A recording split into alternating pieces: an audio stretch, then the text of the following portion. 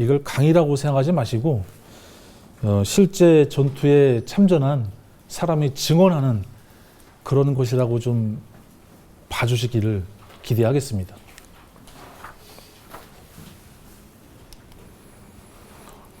예, 다음은 2002년 6월 29일, 이거 잘 기억해 두십시오.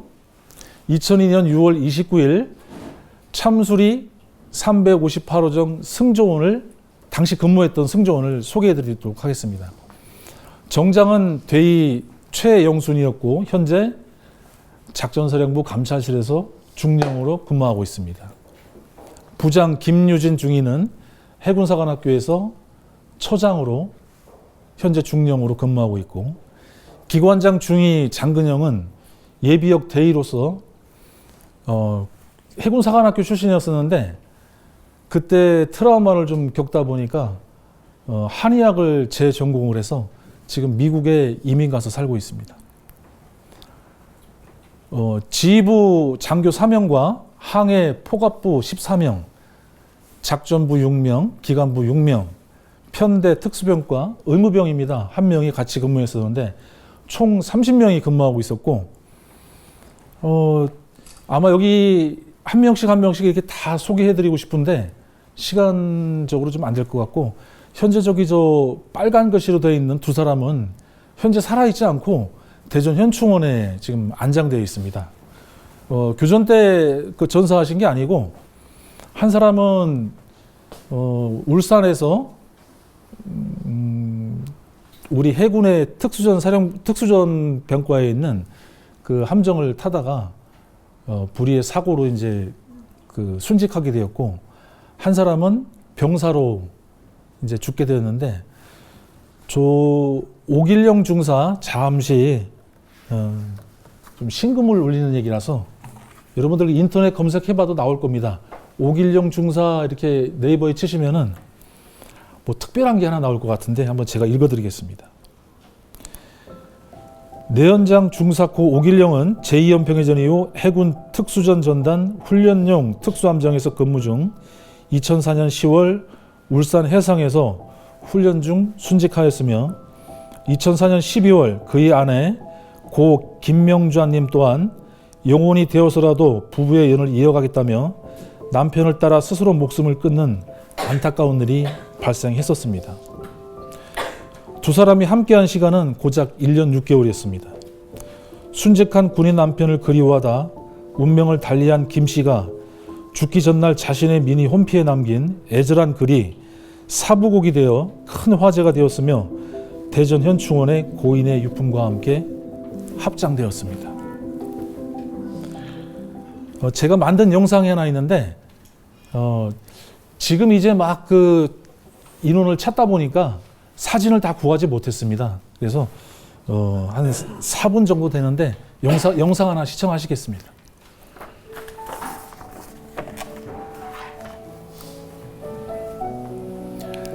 그때 작전에 참가했던 정장입니다.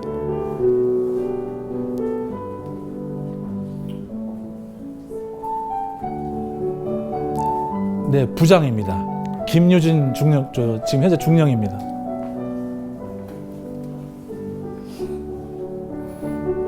전데 사진을 좀 잘 안 찍어서 그렇습니다.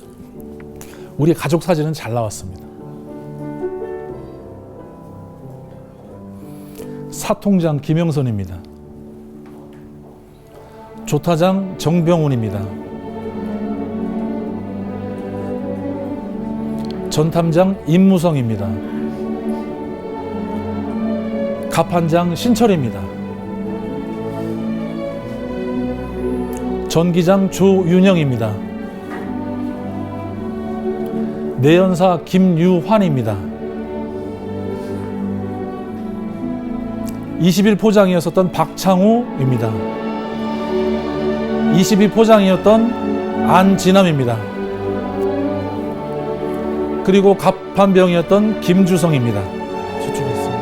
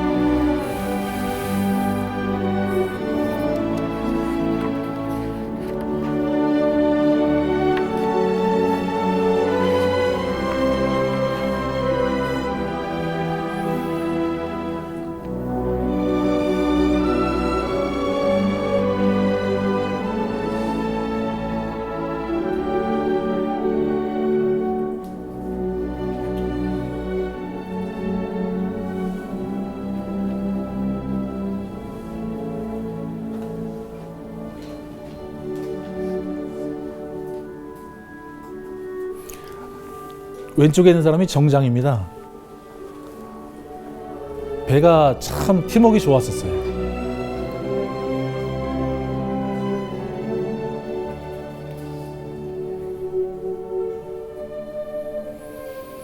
이 사진은 올해 6월 29일 날 제2연평해전 승전 기념식 때 함정에 가서 찍은 사진들입니다. 이번에 박창우 상사가 헌신 영예기장을 수상을 했습니다.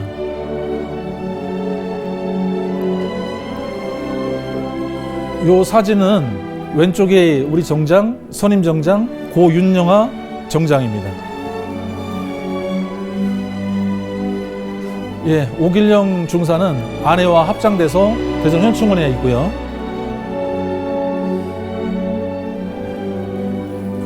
예, 김한중 하사도 병사로 사망을 해서 지금 대전에 현충원에 있습니다.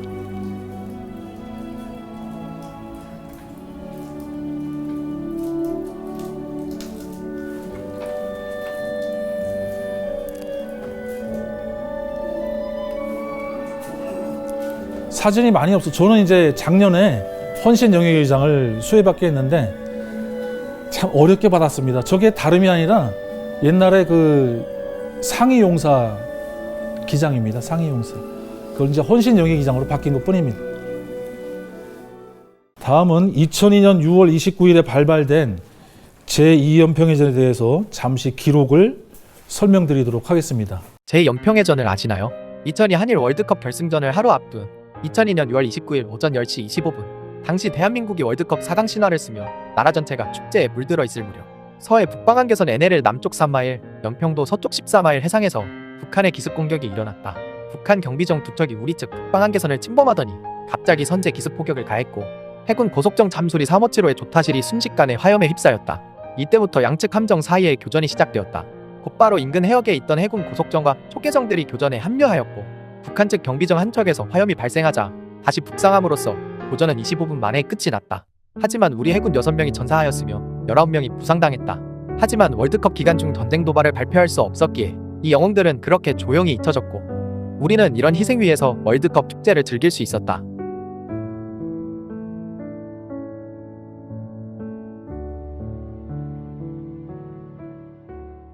네, 당시에 합참 해상 작전 지침 아까 우리 교수님께서 말씀 잠깐 하셨었는데 5단계에서 제2연평해전 이후에 5단계에서 3단계로 축소가 됩니다. 그 5단계가 처음 뭐였었냐면은 경고방송, 차단기동, 경고사격, 위협사격, 격파사격 이렇게 5단계였었어요. 이제 이것도 마찬가지로 2연평해전까지 이어지다가 2연평해전이 끝나고 난 다음에 도저히 돼서는 안 되겠다 해가지고 3단계로 축소하게 됩니다. 시위기동 및 경고방송, 다음은 경고사격, 다음은 경고사격 및 혹은 납포 이렇게 3단계로 축소가 됩니다. 아까도 말씀드렸지만은 그때 햇볕 정책을 이렇게 최고의 가치로 삼고 있었던 정부다 보니까 이때 교전 지침이 따로 있었습니다. 첫째, 북방 한계선 NLL을 지켜라. 두 번째, 우리가 먼저 발사하지 마라. 세 번째, 상대가 먼저 발사하기 전에 우리가 먼저 발사하지 마라는 그런 교전 수칙이 있었고, 네 번째, 전쟁으로 확대하지 마라. 잠시 좀 알아주셨으면 좋겠습니다. 네, 다음은 서해 북방 한계선입니다.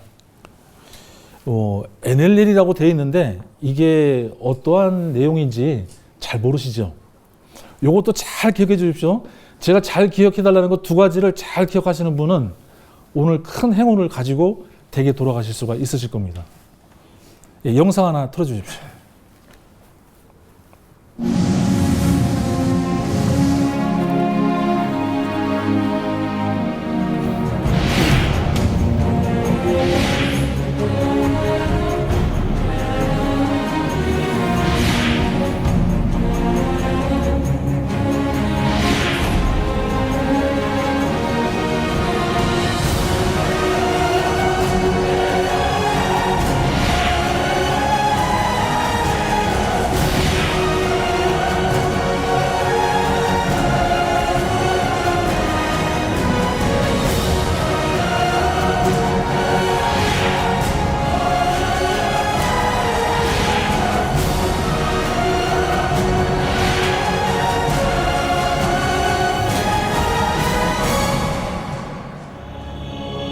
분단 후 가장 첨예한 갈등을 보이고 있는 지역, 서해 NLL 인근 해상.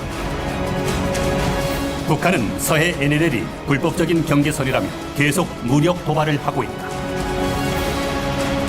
끊임없이 전운의 기운이 감도는 그곳. 우리는 NLL을 반드시 알아야 한다.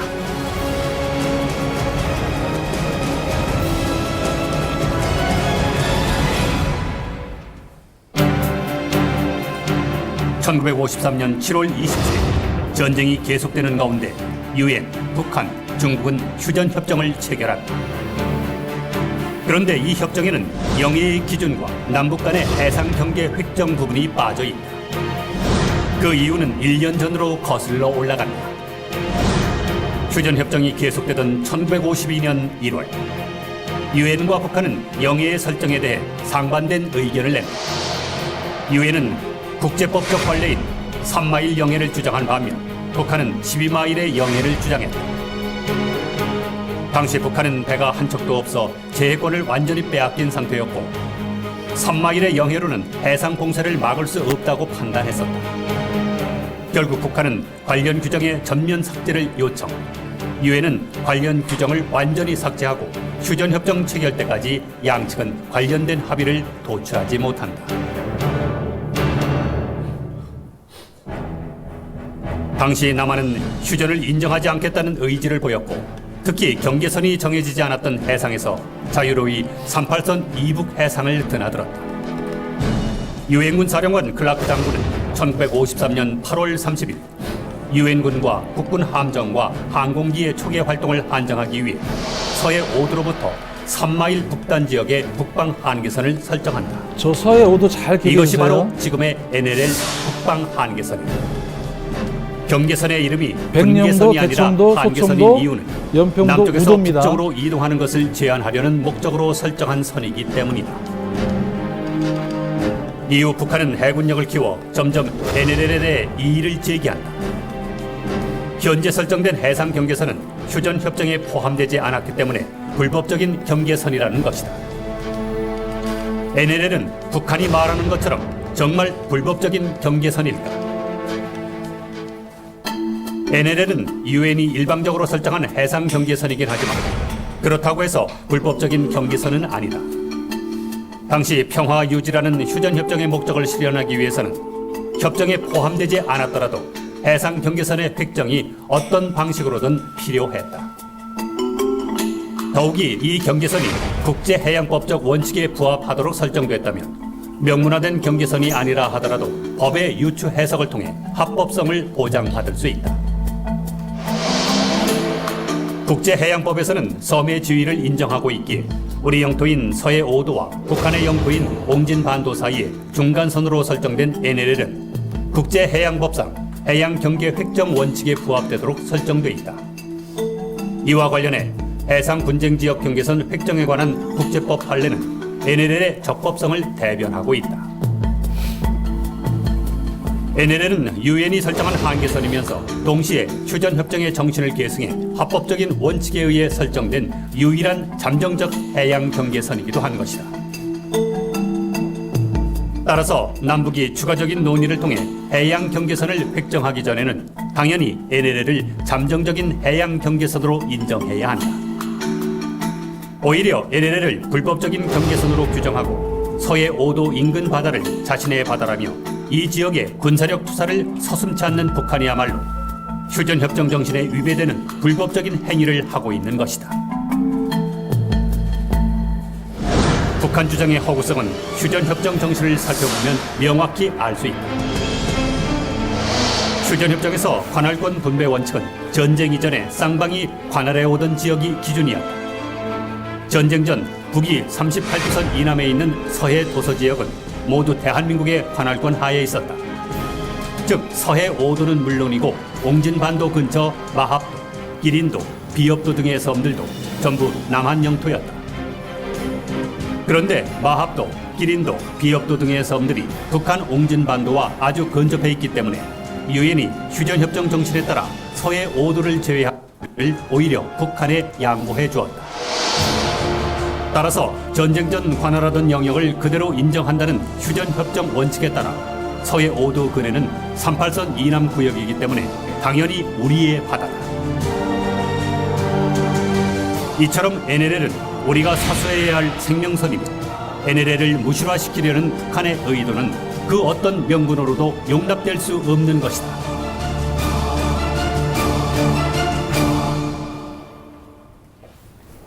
당시에 교전을 펼쳤던 왼쪽에 있는 게 대한민국 해군 참수리, 우측에 있는 게 북한 해군 함정인데 저건 TD는 지역 타겟 명칭입니다. 탱고 델타. 그래서 D는 등산곳이라는 거죠. 등산곳. 680 호정입니다. 지금 뭐 684 호정이라고 지금 잘못 나와 있는데 680 호정입니다. 제 눈으로 똑바로 봤습니다. 잠시 그 배수량은 참수리가 170톤, 전장은 길입니다. 37m. 승조원은 30명, 속력은 최대 37노트. 그 다음에 무장, 이 무장을 잘 아셔야 됩니다. 해군 함정들의 무장. 사통 자동포라고 되어 있죠. 우리 그 K2 전차도 보면은 포시는 가만히 있는데 전차만 움직이죠. 똑같은 겁니다. 해군에는 자이로가 있는데 그 자이로 신호를 받아가지고 저게 같이 연결을 시킨 겁니다. 그래서 타겟은 그대로 잡고 있는데 몸체만 움직입니다. 이게 해군에서는 자동포라고 합니다. 40mm 1문, 그 다음에 20mm 발칸 2문. 20mm 발칸은 여기 21포가 있고 한미 쪽에 22포가 있습니다. 각 포대별로 40mm는 144발, 그리고 20mm 포대는 750발씩 만장전을 시키게 돼 있고, 다음은 북한 해군 함정을 한번 살펴보겠습니다. 배수량이 207톤, 좀 크죠? 전장이 42m, 승조원은 30에서 40명 정도, 정확한 인원은 미상입니다. 최대 속력은 28노트. 여기가 또 포를 잘 보셔야 됩니다. 수동포. 40mm 기관포 1문이었었는데 이거를 85mm 대전차포로 바꿨습니다. 25mm 이연장 기관포였었는데 37mm 기관포로 교체를 했고요.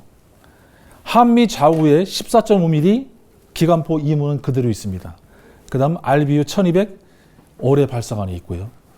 양측을 더 비교해 보면 어디가 화력이 더 높습니까? 아직 비교 잘 안 되십니까? 오른쪽이 화력이 훨씬 더 좋죠. 단 아까도 저 교수님께서 말씀하셨듯이 수동포는 손으로 돌려야 됩니다. 이거 여러분들 그 포 힘을 줘가지고 부하가 있는 그 포를 1시간 동안 돌리면 어떻게 될까요? 힘이 빠져가지고 나중에는 타깃이 여기 있는데 얘는 못 따라가겠죠? 그렇게 되는 겁니다. 자동포는 항상 겨누고 있으면은 포신이 그대로 겨누고 있으면서 쏴하면 나가게 되어 있어요. 그게 다른 겁니다. 그리고 또 속력은 해군 함정이 더 훨씬 높죠. 그런 비교점을 잘 한번 살펴주시기 바랍니다. 예, 이 그림은 제2연평해전 이전의 상황도입니다. 우리 해군 함정의 출동 상황이며 다수의 어선들이 분포되어 있는 현황입니다.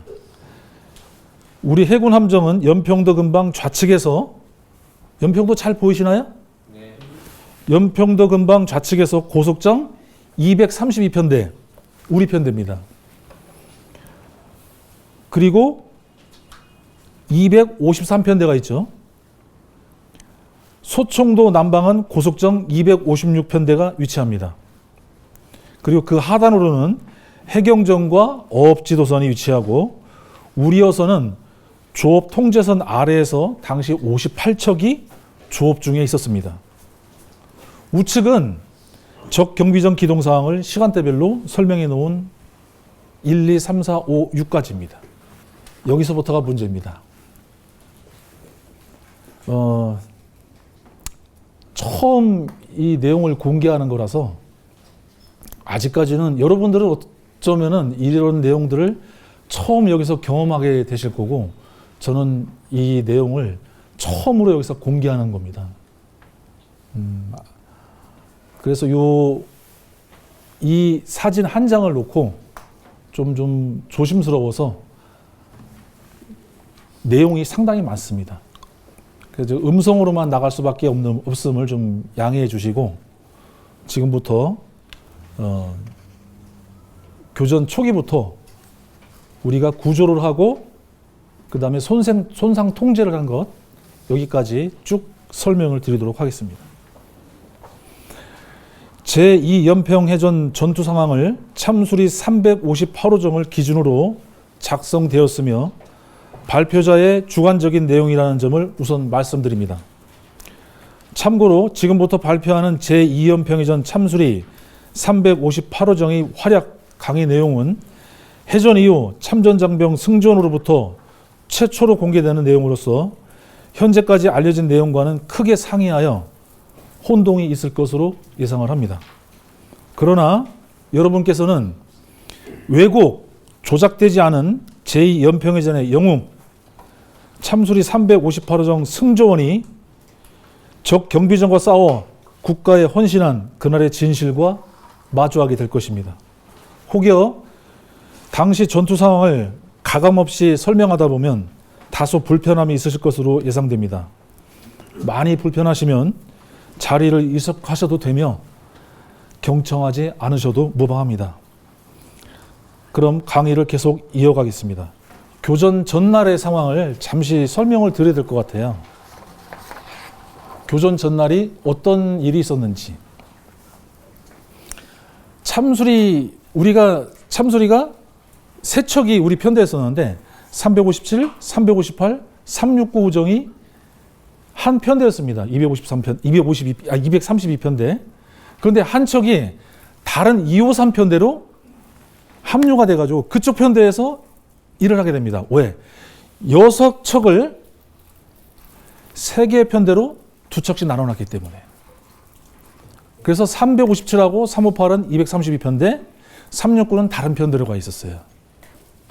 그런데 그 전날부터 바닷물이 완전히 호수 같았습니다.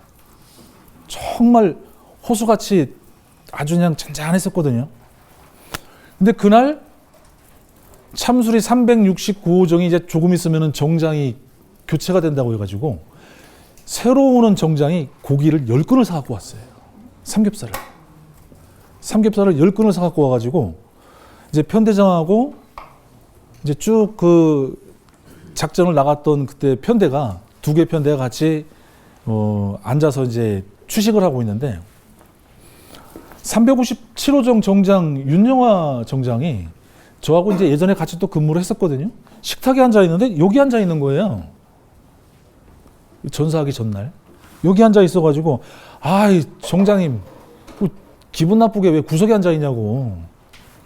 그래가지고 자리를 다시 일어서게 한 다음에 이쪽에 앉혔습니다. 전날부터 좀 기분이 좀 쎄했어요. 지금부터 좀 무거운 얘기가 시작이 됩니다. 232편대 참수리 358호정, 357호정 및 적 경비정 680호정의 기동 상황입니다. 해군은 2개 편대 6척을 2척씩 3개 편대로 작전을 운영하고 있었습니다. 각 편대별로 적을 대응하고 있었으며 어로 지원 통신 및 비상대기 임무를 교대로 수행하고 있었습니다. 우리 232편대는 연평도 조업어선 어로 보호 지원 임무를 수행하고 있었습니다. 공화 없이 30분경 적 경비정 활동에 따라 조업이 통제가 되어 연평도 어장에서 조업 중인 어선을 연평도항으로 복귀시키라는 지시에 따라 어선을 소개하기 시작합니다. 이 소개란 어선들을 안전한 곳으로 대피시키거나 분산시킴을 말합니다. 232편대가 조업어선 소개 중 참 말썽 부리는 배가 하나 있었어요. 어선 2003 헤이로가 복귀를 거부하고 도주하자 긴급하게 정선 정지시켜서 참수리 358호정 좌연에 계류시켰으며 참수리 357호정도 2003 헤이로 좌연에 계류하여 조업 통제 불응으로 선장에게 자인서를 수령하였습니다. 이런 내용 아무것도 없었죠. 이때 등산곳 경비정 6805정이 NLL을 침범하여 계속 남하하자 적 경비정을 차단하라는 이함대 사령부의 지시를 받고 우리 232편대는 어선에서 이탈하였으며 남하하는 적 경비정을 차단하기 위해 신속하게 북상하였습니다. 당시 적 경비정의 활동 사항은 02년 6월 27일부터 NLL을 반복적으로 침범하고 있었습니다.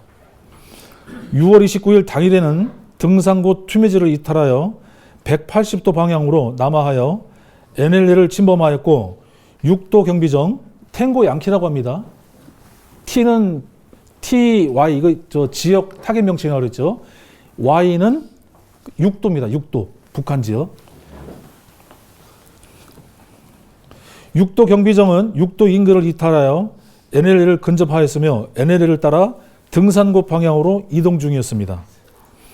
2003 헤이로를 이탈한 232편대는 참수리 358호정이 선두로 300야드 약 274m 간격으로 종렬진을 형성하여 적 경비정 CPA 최단 거리를 말합니다.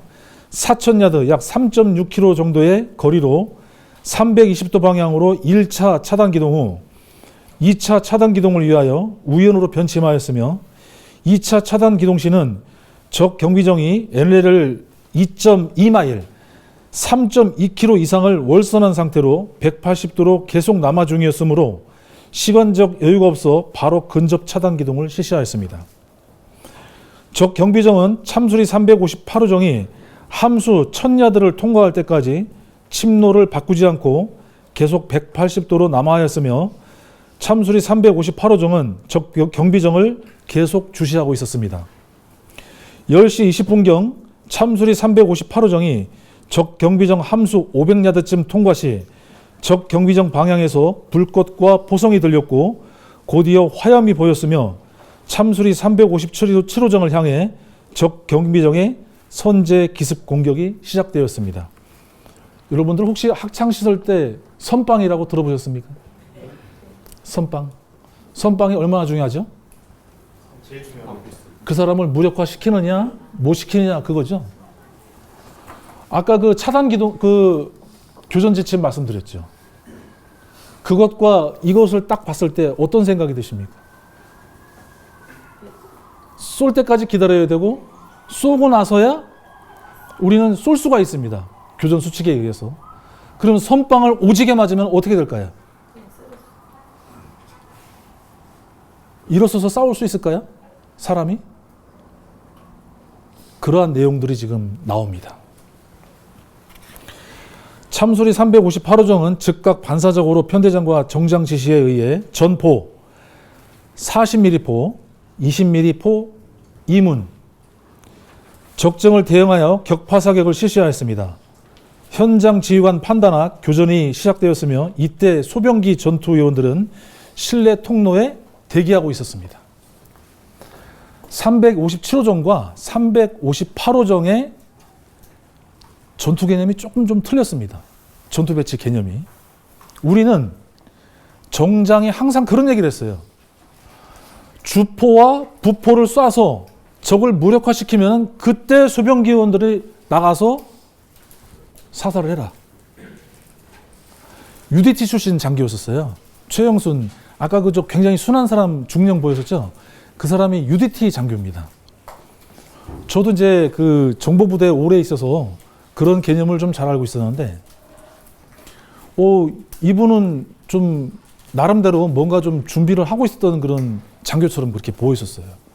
그리고 그 일주일 전부터 그 어선 같은 데에 그 돌을 많이 싣고 와가지고 이제 민간인들 그 북한의 민간인들 같으니까 우리가 특별히 그 사람들한테 뭐 총을 쏠 수도 없고 그래가지고 그냥 나침반 주면서 이제 올라가라 계속 그러고 있었는데 돌을 산더미처럼 싣고 와가지고 배에다 던지는 겁니다. 배에다 막 던지는 거예요, 돌을. 이게 무슨 일이야? 그래서 그 돌에 맞은 그 갑판장도 있고 현문 지봉에 현문 그 지주대에 그 맞은 표식도 있었어요. 그날 저녁 때 정장이 기관사인 저하고 갑판장을 불렀습니다. 정장방에 이제 갔는데 이분이 이제 저보고 하는 얘기가, 아니 기관사님 돌을 왜 던졌다고 생각하세요? 갑판장도 아니 돌을 왜 던졌다고 생각하세요? 물어보니까 황당한 거죠. 같이 이렇게 당했으니까 그걸. 저는 거기서 그런 얘기를 했습니다. 그 어성같이 생긴 배 뒤에 탄 사람은 민간인이 아닙니다. 특작부대 지휘관이에요. 덩치가 조만했어요. 뒤에서 권총 차고 있고.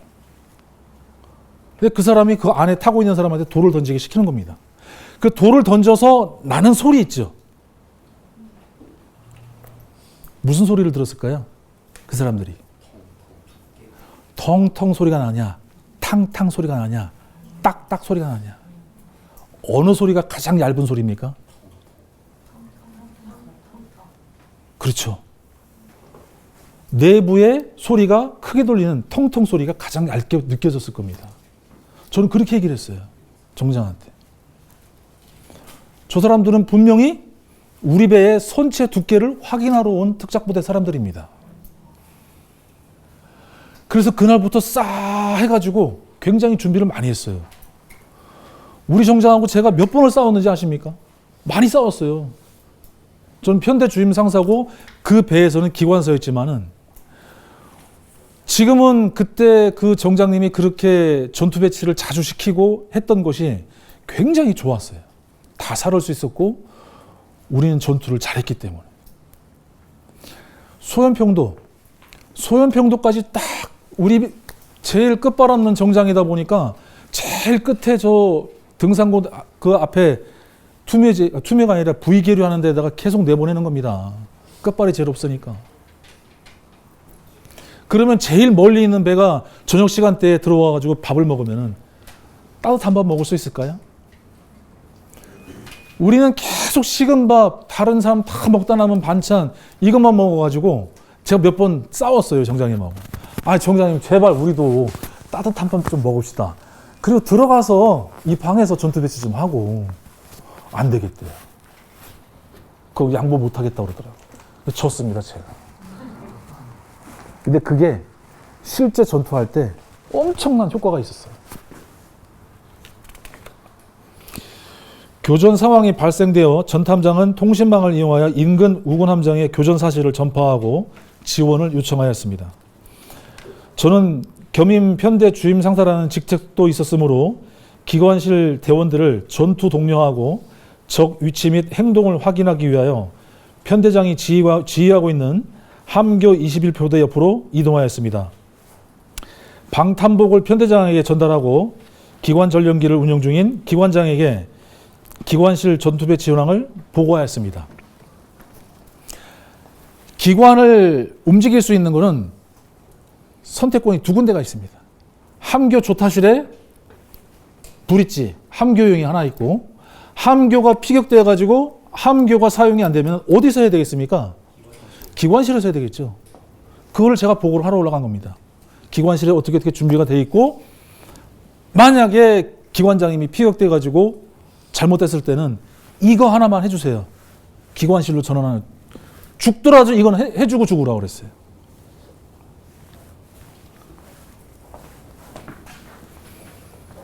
여기서 제가 왜 편대장한테 방탄복을 전해줘야 됩니까? 스스로 챙겨 입으면 안 될까요? 그렇죠. 그 조타실에 있는 방탄복을 하나 따로 빼주다 보니까 거기 있는 사람이 방탄복이 없어서 막 헤매고 있더라고요. 제 거를 줬습니다. 제발 이런 거는 좀 없었으면 하는 마음으로 말씀드리는 거고요. 적 경비정은 뒤따르던 357호정에 점포 사격을 가하고 있었으며 참수리 358호정 좌측에 10야드, 9m 정도 해상에 적 경비정이 쏜 포탄이 쏟아져 바다에는 물기둥이 발생하고 있었습니다. 이때 포탄이 기관포가 휙휙 날아다니는 소리가 계속 358호 정도 쐈기 때문에 휙휙 소리가 들렸어요. 참수리 357호정은 조타실과 통신실 옆으로 흰 연기가 발생하고 좌연 현측으로 검은 연기가 새어나오고 있었습니다. 참수리 357호정은 좌연 추진기관이 피격되어 정지된 상태였으며 우연 추진기관의 힘으로 천천히 좌연으로 계속 회전하고 있었고 기관 추진력이 불가능한 상태라고 판단했습니다. 이후 참수리 357호정은 함교와 좌연 현측 및 통로 등으로 검은 연기와 불꽃이 발생하고 있었으며 함정 통제가 불가능한 상태로 모든 기능이 마비된 것으로 보였습니다.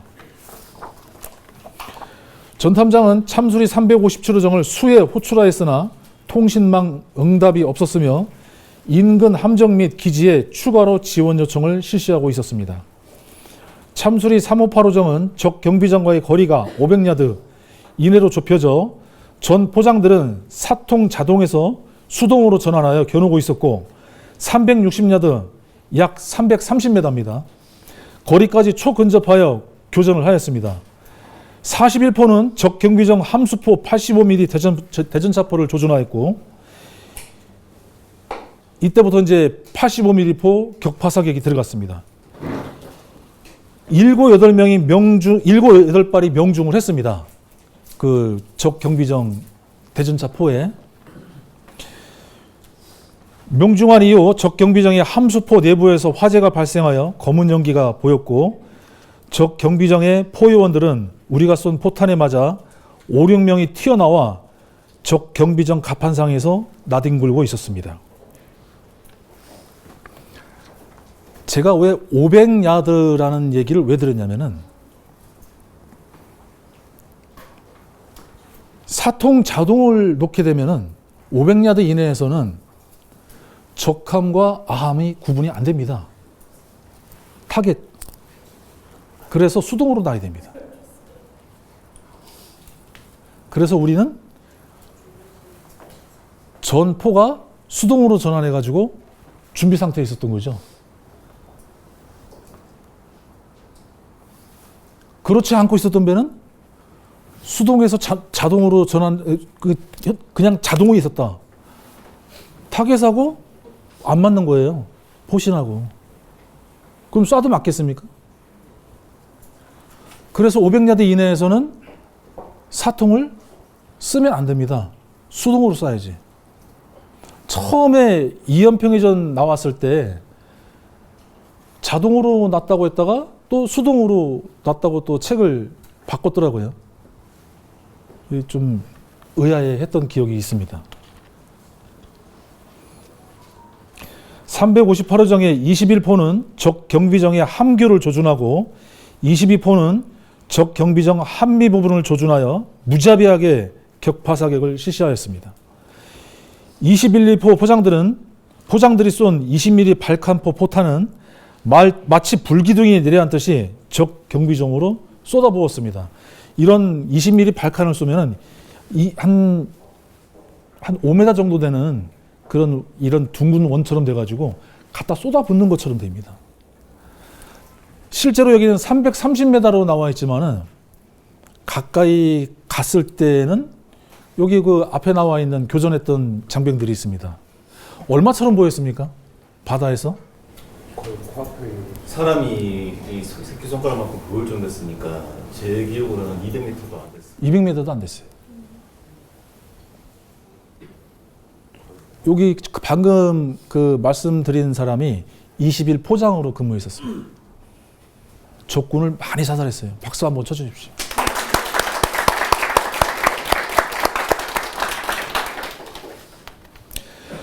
적 경비정의 함교는 박살나고 하얗게 변했으며 많은 병사들이 전사했을 것으로 판단되었습니다. 함교에서 부상을 입고 튀어나온 병사들은 갑판상으로 몸을 숨기며 쓰러져 있었고 적 경비정의 갑판은 마치 콩뻑도 떨어지는 20mm 발칸포 포탄에 맞아 속수무책으로 팔이 떨어져 나가고 픽픽 쓰러지고 있었습니다. 이때 약 10여 명 정도가 사살된 것으로 보였습니다. 적 경비정의 함교 뒤 37mm 포대와 한미 좌우연에 있는 기관포 14.5mm는 이문 중 한 문만 남고 모두 격파되었고 병사들은 모두 쓰러져 있었고 간헐적으로 기관포 포탄 소리만 간헐적으로 한두 방씩 소리가 났었습니다. 모두 사살된 것으로 또는 부상을 입은 것으로 판단되었습니다. 참수리 358호정은 최종적으로 적경비정의 충돌 공격을 위하여 적경비정 쪽으로 이동하려 하였으나, 여러분들 그 이순신 한산 그 봤습니까? 거기는 충파라고 나오죠. 충파. 그 충파는 왜 하는 거죠? 우리 해군은 충돌이라고 하는데 충파를 그때 왜 했습니까? 이순신 장군이 왜 충파를 하라고 지시를 했죠? 쏠 화살도 없고 포탄도 없고 많이 지쳐 있을 때 더 이상 전투를 했다가는 아군의 손실이 너무 클 것 같다. 가서 들여받아라. 포탄도 있는데 재장전하면 되는데 충돌할 이유가 있을까요? 제가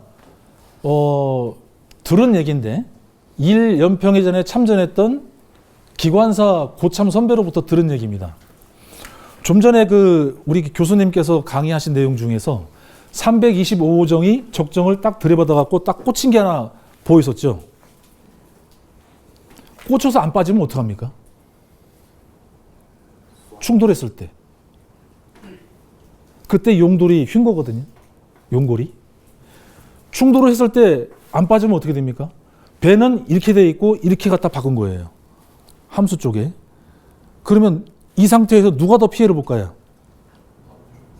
이쪽에 있는 사람들이 더 많이 피해를 보죠. 왜? 이쪽은 이렇게 돼 있으니까. 양쪽에서 쏠 수가 있죠. 아까 우리 천안함 함장님이신 316 호국보훈 연구소장님께서도 포탄이 있고 재장전하면 되는데 왜 충돌을 해야 되냐, 이런 말씀을 한번 하셨어요. 그때 우리 정장이 그런 현명한 판단을 한 겁니다. 충돌을 해가지고 이익이 없기 때문에 재장전을 해야 된다. 40mm 함수포를 쏘다가 37발째 함수포가 고장이 났어요. 그래서 함수포도 봐야 되고 20mm 발칸은 이미 750발씩 22포를 다 쏴버렸어요. 재장전을 하면 되는데 굳이 가서 충돌을 할 필요가 있을까요? 그래서 우리는 재장전을 했습니다. 안전구역으로 이동한 참수리 358호정은 통로에 전투 대기하고 있던 현장 지휘자 갑판장 신철과 소병기 의원들은 적 경비정에서 간헐적으로 발사된 기관포탄이 머리 위로 슉슉 날아오는 가운데 21, 22포의 재장전을 실시하였습니다. 평소 때라면은 21포 평소 때 재장전 시간이 어느 정도 소요된다고 생각하십니까? 22포 포장님 한번 말씀해 주세요. 15분 정도. 그쵸. 되는데 그때는 우리 그때 재장전할 때 채 얼마 걸렸습니까? 5분도 안 걸렸습니다. 4분 만에 다 끝냈습니다.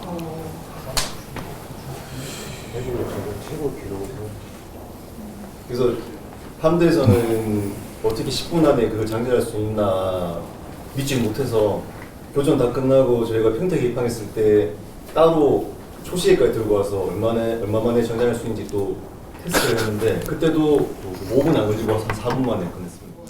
그거를 검사를 해보는 사람, 검사하러 오는 사람들도 있었어요.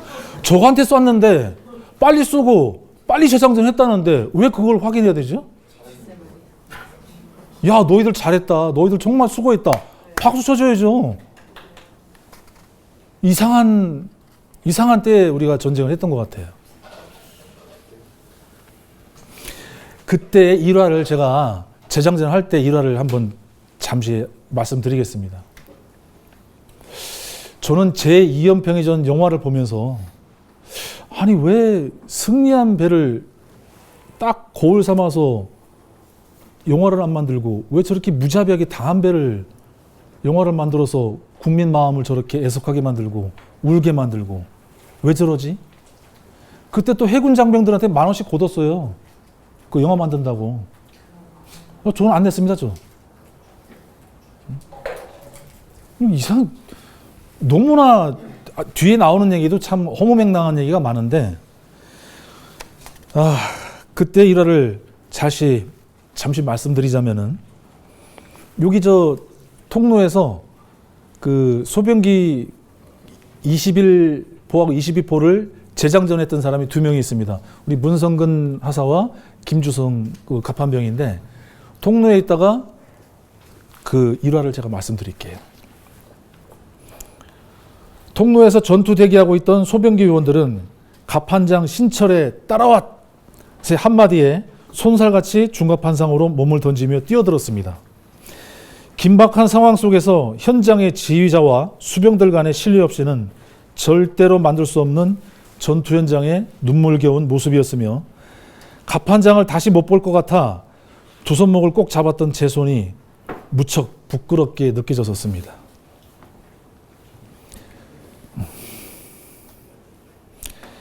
신철 갑판장은 제 손에서 자기 손을 빼며 가보아야 합니다 라고 말하며 갑판상으로 다이빙하듯 던지며 소변기 요원들을 지휘했습니다. 그렇게 우리는 채 5분여 만에 전 포대의 재장전을 마칠 수 있었습니다. 탄약 재장전 완료 후 제공격차 북상하던 6도 경비정을 식별하여 20mm 발칸을 120여 발을 조준하여 사격하였습니다.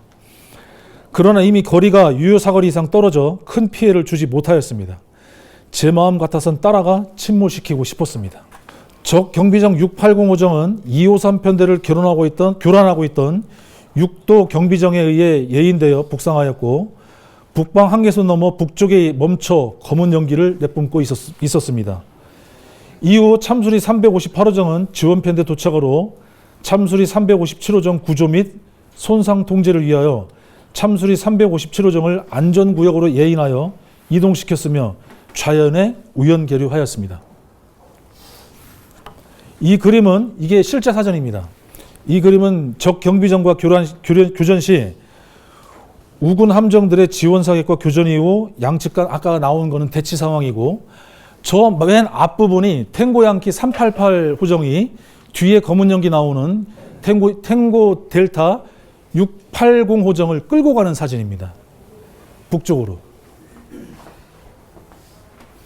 저는 여기에 조금 좀 또 의아한 부분이 있다면은 저때 388 6도 경비정이 NLL 이남으로 많이 내려왔었거든요. 내려온 게 아니라 침범이죠. 근데 그쪽에서는 왜 격파 사격을 안 들어갔는지 좀 의아하고 들어갔겠죠. 결국은 그 388 호정이 적 경비정이 우리한테 대파당한 거의 침몰 일보 직전인 배를 우리가 재장전하고 있는 그 시기에 끌고 간 겁니다. 저 위치가 NLL 상단이고요. 우리는 넘어갈 수 없는 선이고 적은 내려올 수 있는 선이고 여러분들 북방 한계선이 뭐라고 그랬죠? 왜 한계선이라고 그랬습니까? 한계선. 왜 경계선 안 하고 한계선이라고 했죠? 동측은 동해는 경계선이라고 합니다. 근데 왜 서쪽 구역만 한계선이라고 하죠? 우리나라 사람이 넘어갈까 봐. 백령도나 연평도 사는 주민들이 넘어갈까 봐. 혹시라도 연평도, 대청도에 이 사람들은 그쪽에 고향을 둔 사람들이 있거든요. 아직도 있습니다. 대청도나 백령도에 사는 사람들이. 혹시나 넘어갈까 봐. 그래서 한계선이라고 한 겁니다. 더 이상 올라가면 안 된다. 그래서 경계선과 한계선을 잘 구분을 해야 됩니다. 네, 요거는 이제 그 같은 편대는 아니지만은 지원 사격을 했던 253편대, 256편대의 그 시간 단위별로 지원 사격한 상황이고 그 다음은 교전 이후 이것도 마찬가지로 해군에서 발표한 그 상황입니다. 네, 다음은 참수리 357호정의 피해 상황 및 전사상자 구조와 손상 통제 상황을 설명드리겠습니다. 참수리 357호정 전사상자 구조 작업. 적 경비정의 선제 기습으로 인해 참수리 357호정은 전투 기능과 기관 추진력이 손상되었으며 전사자와 부상자가 다수 발생했습니다. 참수리 358호정은 참수리 357호정 승조원을 구조하기 위해 너나 할 것 없이 필사적으로 뛰어들었습니다. 357호정은 말로 표현할 수 없을 정도로 심각한 손상을 입었으며 전사자와 부상자는 서로 뒤엉켜 살려달라고 아우성이었고 중과판상은 온통 피투성이로 얼룩져 그 참상은 너무도 처참했습니다. 좌연 M60 사수였던 서우원 하사는 적 경비정의 기관포에 맞아 탄환이 복부를 관통하여 고속정복 밖으로 내장이 튀어나온 채 사지를 쭉 뻗고 죽음을 향해 온통 온몸을 요동치고 있었습니다. 제가 할 수 있는 일은 힘주어 부둥켜 안고 한 줌 남은 숨이 멎을 때까지 가만히 있는 것뿐이었습니다. 얼마 전 교육사령부 직별 교관으로 있을 때 제가 가르친 저의 제자였으며 착하고 바른 청년이었습니다. 가슴이 터질 것 같았지만 소리 없이 흐르는 눈물을 닦으며 서하사의 부릅뜬 눈을 감겨주었습니다. 지원 나온 참수리 358호정 21포장 박창호 하사가 흘러나온 내장을 손으로 고속정복 안으로 다시 넣어 정리를 해주었습니다. 22포장이었던 황도현 하사는 적 경비정이 기관포에 맞아 전사했으며 포대 내 화재로 인해 새까맣게 그을려 있었습니다. 기관포에 맞은 머리 뒤쪽은 천조각처럼 변해 물렁하게 만져졌고 가슴에 수많은 기관포탄 구멍에서 피가 흘러나오고 있었습니다. 포대 내에서 전사한 전우를 꺼내 수습하고 또 바쁘게 움직였습니다. 우리는 군인이기에 주저할 수가 없었습니다. 전사자와 부상자를 별도로 구분하여 참수리 358호정으로 이동 조치하였으며 전사자, 부상자, 생존자를 확인하기 위하여 분주했습니다. 참수리 357호정 함교에서 지휘하던 대위 윤영하 정장은 적 경비정의 포탄이 함교 계단에 명중하면서 전사한 것으로 판단되었으며 부상당한 부장 이희환 중위를 중과판상으로 옮겼습니다. 21포대 포장 조천영 하사는 적 경비정이 최초 기관포탄에 맞아 전사했으며 포대 내 화재로 인해 새까맣게 그을렸고 가슴 쪽에 많은 기관포탄 구멍이 보였습니다. 이미 포대막 가판상으로 피가 모두 빠져나와 가판상에서는 부글부글 끓어올랐으며 혈흔 덩어리로 가득했습니다. 전사한 조천영 하사를 포대 내에서 꺼내는데 상당한 시간이 소요되었습니다. 포대 내 화재로 인해 피부가 너무 많이 타서 벗겨질 정도였으며 덩치가 크고 정말 건강했었습니다. 몇 달만 있으면 대전에서 결혼을 한다고 했는데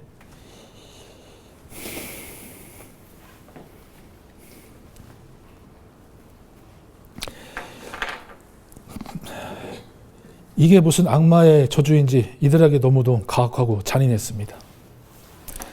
상체를 포대 내에서 빼낼 때 구조하고 있던 참수리 358호정 수병들 가슴으로 남은 피와 내장의 분비물이 쏟아져 나왔지만 누구 하나 동의 없이 무사히 가판상으로 옮길 수 있었습니다.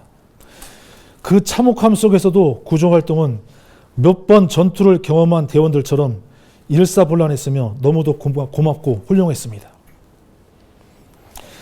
참수리 357호정 전 사상자를 참수리 358호정 가판상으로 이동 조치한 후 기관실 소화펌프를 작동하여 화재가 발생한 실내 통로, 통신실, 조타실을 2회에 걸쳐 7명을 진입시켜 화재를 진입할 수 있었습니다.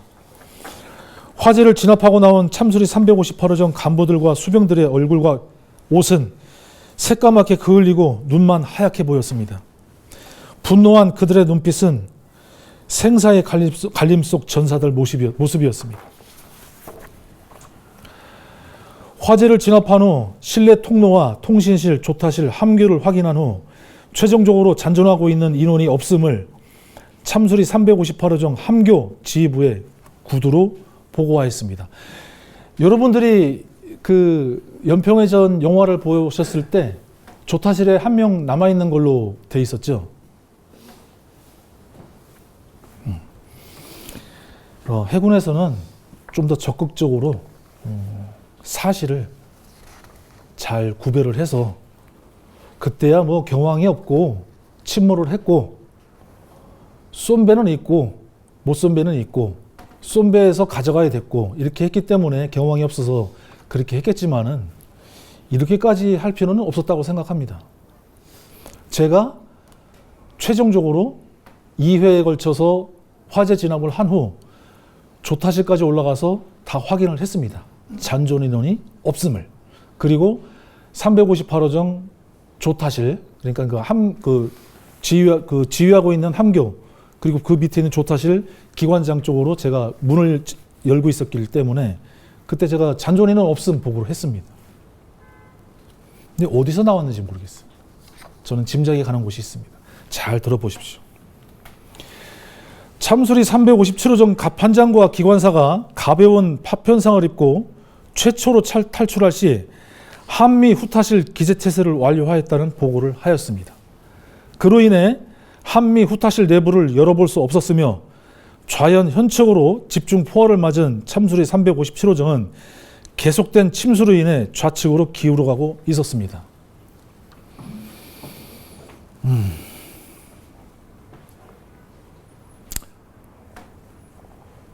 우리 해군 전투배치 훈련을 종종 합니다.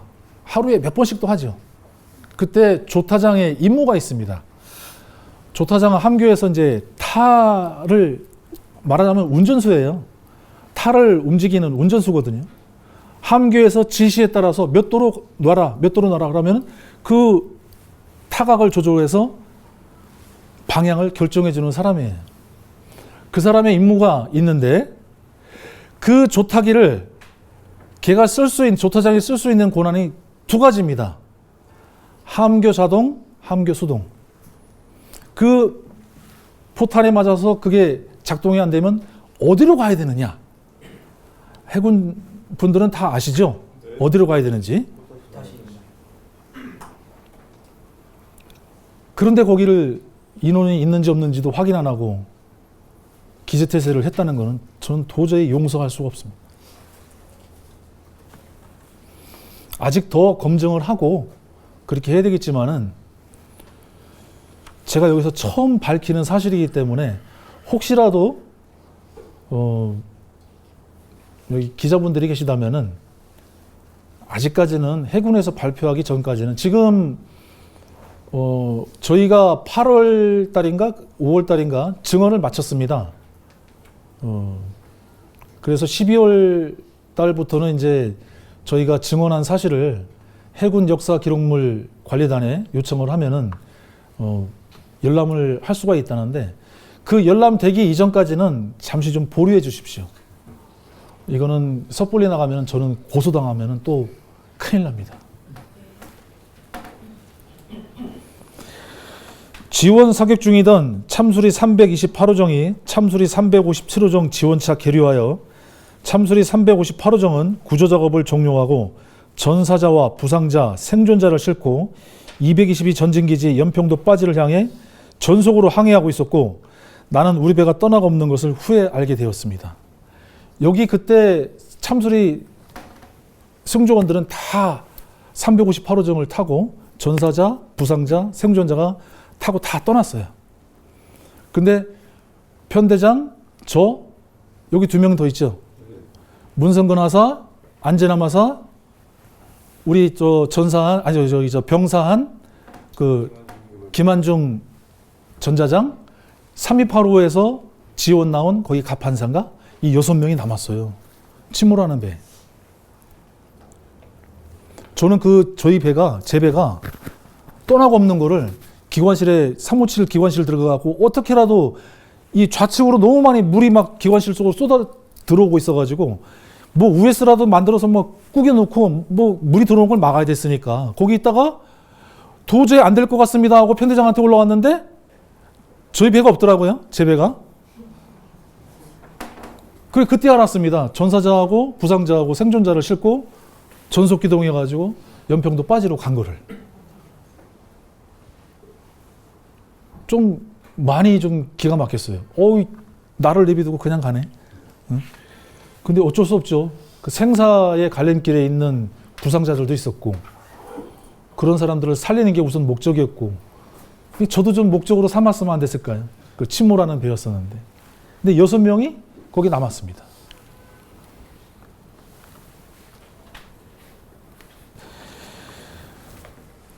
잠시 후 328호정이 지원을 종료하고 이탈하였으며 참수리 357호정에 남은 인원은 편대장과 주임상사인 저 그리고 지원 요원 4명 다 합쳐서 총 6명이 침몰하고 있는 3호 치료정이 남게 되었습니다.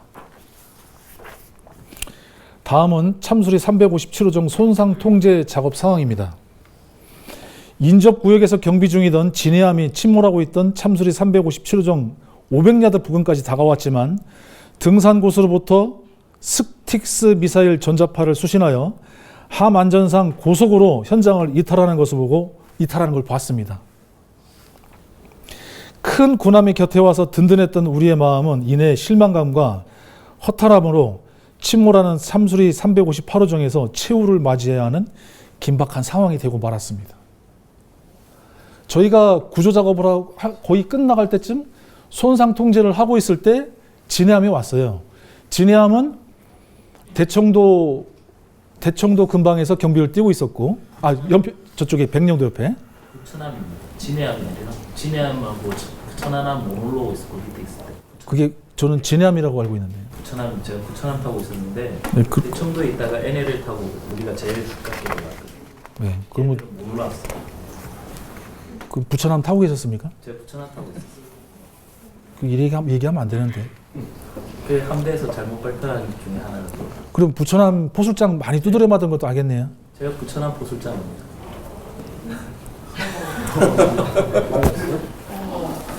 맞았다는데? 네? 맞았다는데? 제가 그거 알고 있습니다. 많이 맞으신 걸. 제가 맞은 게 아니라 제 할 말이 많은데 부천함 탈 때 왜 그러냐면 저는 포를 쏘려고 했어요. 부척 올라갈 때 올라가고 있는 거를 12,000야드부터 포를 쏘려고 했는데 못 쏘게 한 사람이 있었어요. 그래서 그 전쟁 중에 싸웠습니다. 저는 이제 조금 와전된 내용인데 그 부천함 타고 있던 통신장이 속초함으로 제가 이제 너무 억울해서 참수리 타고 있다가 2003년도 1월 달에 너무 억울해서 좀 더 큰 배 타면은 적정에다가 쏴서 맞출 수 있겠다 해가지고 속초함으로 옮겨 탔습니다. 교전 끝나고 나서 그 전투함정으로 계속 연달아 발령난 사람은 저밖에 없거든요. 그때 최경현 통신장이라고 기억하십니까? 최경현 통신장이 속초함에 와가지고 저한테 얘기를 하는 거예요. 뭐라고 하냐면은, 아유, 선배 다 죽었어. 그때 진짜 우리 배가 쐈으면은 다 죽었다고. 걔가 말한 겁니다. 어떻게 말을 했냐면은, 적정과 357호정은 거의 붙어 있고, 조금 떨어져가지고 적정에 쏘고 있던 배가 우리 배였으니까, 그 우리 배를 적정으로 오인했다는 거예요. 아니에요. 그건 아니죠. 네. 그러면 사실이 이제 구분이 됐습니다. 사실이 좀 와전돼 있는데 357호정만 남아 있었고 358로 들어갔고요. 북한 함정 두 척이 한 척 끌고 388인가? 388이 680 끌고 올라가는 거를 우리가 정확하게 보고 있었습니다. 그래서 많이 맞았네. 침몰시키기 위해서 제가 12,000부터 쏘라고 했어요. 8,000, 6,000, 5,000 쭉 들어가면서 한 발도 안 나갔어요. 그쵸. 왜 안 나갔을까요? 누가 못 쏘겠지? 그거는 못 쏘겠어요. 함대에서 쏘지 말라고 한 것도 있고 못 쏘겠어요. 제가 그때 좀 서운한 걸 좀 한번 말씀드릴게요. 그때 제가 그 손상 통제를 하고 있다가 참수리 357호정 침몰 거의 반침 정도 침몰을 했어요. 제가 기관실에서 최초로 357호정 기관실에서 빠져나올 때가 고수정복 이만큼 물이 찼었거든요. 그 고수정복이 집에 있습니다, 지금.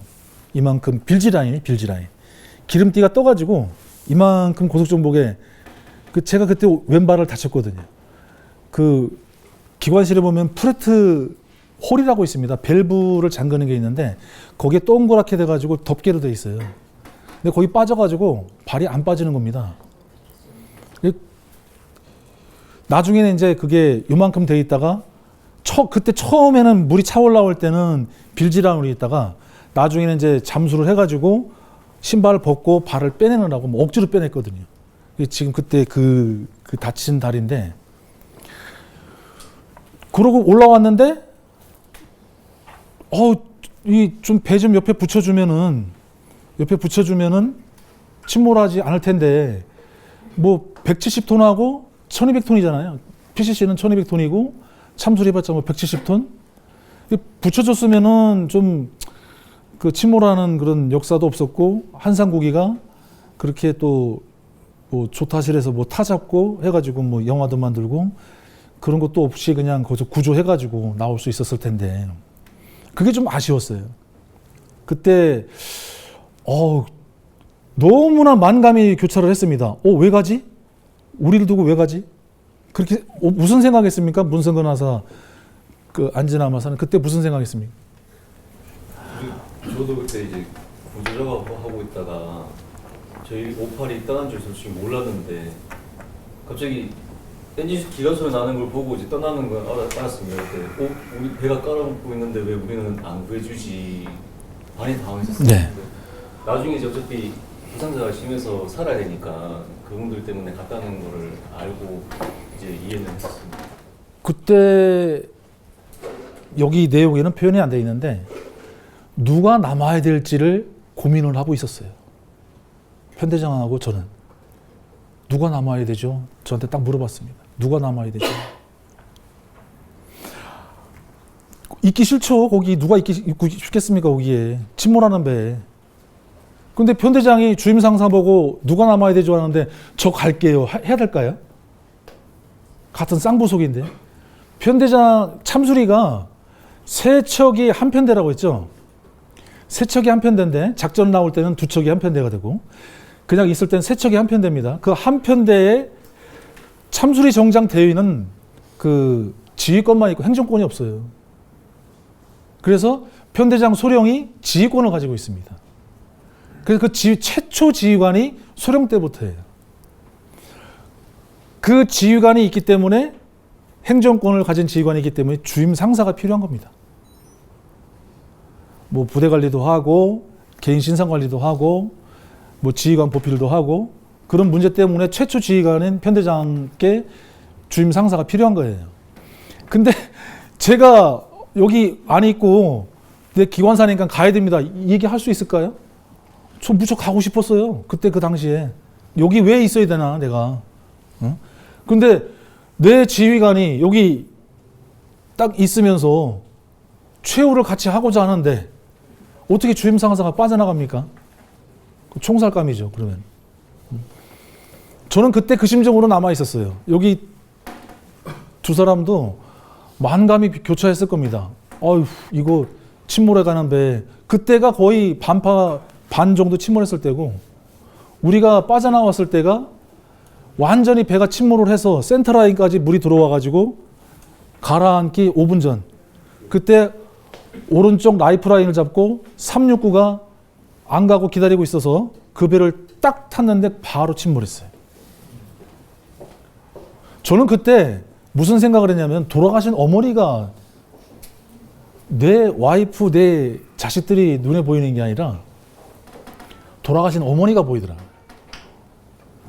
하얀 A4지 안에 어머니가 딱 계시는 거예요. 저를 보고 계셨던 것 같아요. 다른 내 가족들은 내 처와 애들은 아무도 생각이 안 나요. 그때 지금도 참 그게 지금 그 얘기를 집사람한테 하면 많이 혼나겠지만은 그때 그 심정이 있어요. 저희 어머니만 생각나더라고요. 너무 불쌍하게 사셔서 그런지 몰라도. 최종적으로 남은 6명은 참수리 357호정이 더 이상 바다에 가라앉지 못하도록 비상수호 펌프 4대를 작동하여 바닷물을 배출하려 애를 썼으나 참수리 358호정에서 지원받은 펌프 한 대만 작동되고 다른 펌프는 작동되지 않아 침수되는 해수에 비해 배출되는 양이 너무 터무니없이 작아 점점 좌측으로 기울며 가라앉고 있었습니다. 이것도 제 일화를 하나 말씀드릴게요. 지금 참 여기 민간인 분들이 많이 계시지만 저도 민간인이지만은 여기 현역들이 좀 많이 있었으면 하는 그런 생각이 좀 많아요. 제가 들어가서 이 함대에 들어가서 강의를 해야 됩니다. 제가 데리고 있던 보수장이 있었어요. 이광춘 하사라고. 보수장이 비상 소화 펌프를 관리를 합니다. DFP 150인가요? 그때? 250? 분당 250갈론? 250갈론이면은 한 드럼이 53갈론이잖아요. 그러면 5통을 비워낼 수 있는 분당 그 정도 용량이거든요. DFP 250이면. 저는 358 기관사를 하면서 또 겸임 편대 주임 상사를 했지만은 아주 지독하게 그 보수장을 괴롭혔어요. 어떻게 괴롭혔냐면 출항을 해서 입항을 하면은 너는 무조건 이 비상소화 펌프 물 올라오는 거 설치를 해서 물 올라오는 거 확인하고 쉬어라. 그러니까 얘는 하루에 12번을 출항을 하면은 12번 다 해야 되는 거예요, 그걸. 한미에다가 호스 받고 엔진에다가 호스 꽂고 그 혼자 하기가 굉장히 힘들거든요. 라바 호스가 굉장히 또 두껍고 무거워서. 펌프를 중갑판에서 한미로 옮겨가지고 지 혼자 그걸 또 조립해가지고 돌려서 물 올라오는지 확인하고 쉬어야 된다? 그렇게 하는 사람이 별로 없었어요, 그때. 근데 너는 네가 나를 싫어해도 괜찮다. 다만 물 올라오는 거 확인만 하고 쉬어라. 그렇게 얘기를 했었습니다. 그런데 3585정에서 3575정에 비상소화 펌프 한 대를 넘겼습니다. 3575정에 비상소화 펌프 2대가 있었고 3285정에서 비상소화 펌프 한 대를 받았어요. 그 4대를 돌렸는데 한 대밖에 안 돌아가는 겁니다. 기가 막히죠. 준비를 한 배와 준비 안 하고 있는 배와는 전혀 틀린 겁니다. 제가 오죽했으면 걔한테 그렇게 힘들게 교육을 하고 가르칠 때 대청도에서 한번 얘가 일을 한번 터뜨렸어요. 비상소화 펌프를 한 대를 분해를 시킨 겁니다. 총 분해를 시켰어요. 거기 하기 싫다고. 엔진을 다 분해를 시켜놨어요. 그래서 이제 제가 그 대청도 나가가지고 회푸대 종이 있죠. 그 가스켓이 회푸대 종이로 비슷한데 그걸 잘라다가 그 가스켓을 만들어서 엔진을 다 조립했던 기억이 있습니다. 군인은 그렇게 해야지만 살아남을 수 있습니다. 저는 제가 기관 파트지만은 우리 후배들한테 어떻게 교육했는지 아십니까? 너희는 기관을 돌리다가 마지막까지 기관실에서 전사하면 훌륭한 군인이고 더 훌륭한 군인은 기관실에서 전투를 하다가 승리를 하고 살아남는 사람이 더 훌륭한 군인이다. 그렇게 교육을 했었습니다.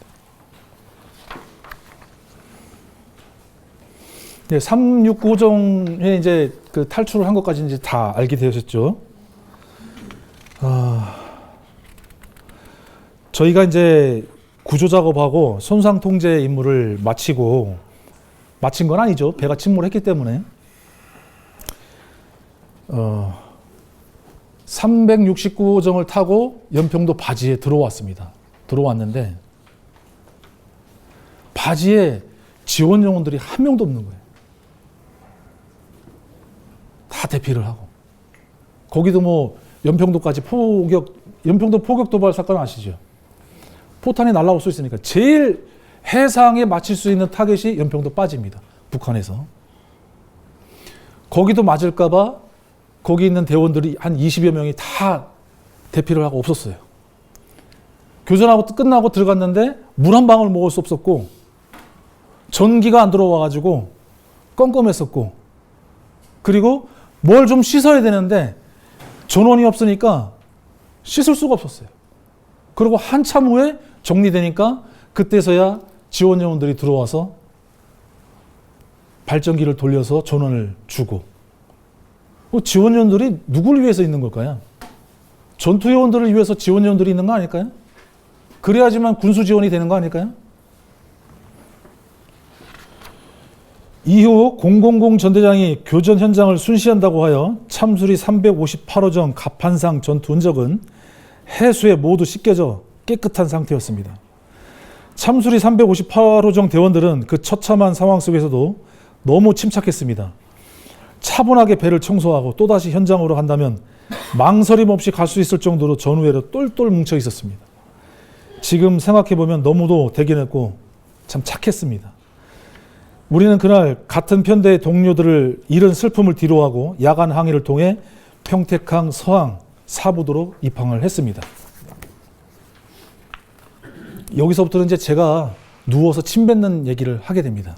입항 후 다음 날 2002년 6월 30일 편대장께서 기자들에게 인터뷰를 해야 한다며 부두로 나오라고 해서 나갔는데 그곳에서 너무도 황당한 일을 겪게 됩니다.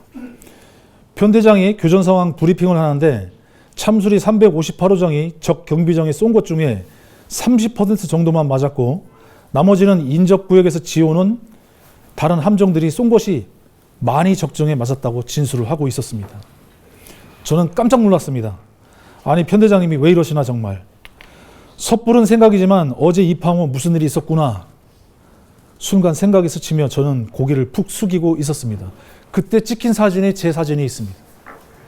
서해 수호관에 가보면은 그 사진이 하나 있는데 혼자서 고속정복 입고 고개 푹 숙이고 있는 사람이 접니다. 신문에 사진에 있습니다. 교전 브리핑이 있고 다음날 전단에 올라가 대원들의 고속정복과 단화 그리고 속옷을 보급해달라고 했는데 반응이 좋지가 않았습니다. 우리 대원들이 전사자와 부상자를 이송 중에 온통 피투성이가 되었다고 제발 도와주십시오. 이렇게 하니 너희들이 한 게 뭐 있는데 지원을 해달라고 하느냐. 지원해 줄 수가 없다. 저는 너무도 어처구니 없어서 화가 날 지경이었습니다. 이 전투전단 주임원사에게 매달리다시피 하소연을 했습니다. 제발 고속정복과 단화, 속옷을 지원해 주세요. 그리고 저 수병들을 다시 출동을 데리고 나갈 수 없으니 수병들만이라도 인사교류를 시켜주세요 라고 했더니 함대 사령부 인사과가 주관이라며 거절을 하고 철저히 배제당했습니다. 무엇 하나라도 지원을 받을 수가 없었으며 단 한마디도 긍정적인 답변을 들을 수가 없었습니다.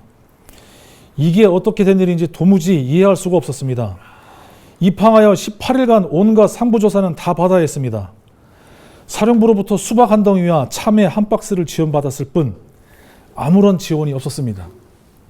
혹시 그 1연평해전 또는 2연평해전 당시 때 북한에서 탈북한 사람들이 하는 얘기 한번 들어보신 적 있으십니까? 1연평해전 때는 대피하고 들어온 병사들한테 소를 잡아주었다고 합니다. 김정일이. 2연평해전 때는 돼지를 잡아줬답니다. 그 대피하고 들어온 병사들한테. 저희는 수박 한 덩이와 참외 한 박스를 받았습니다.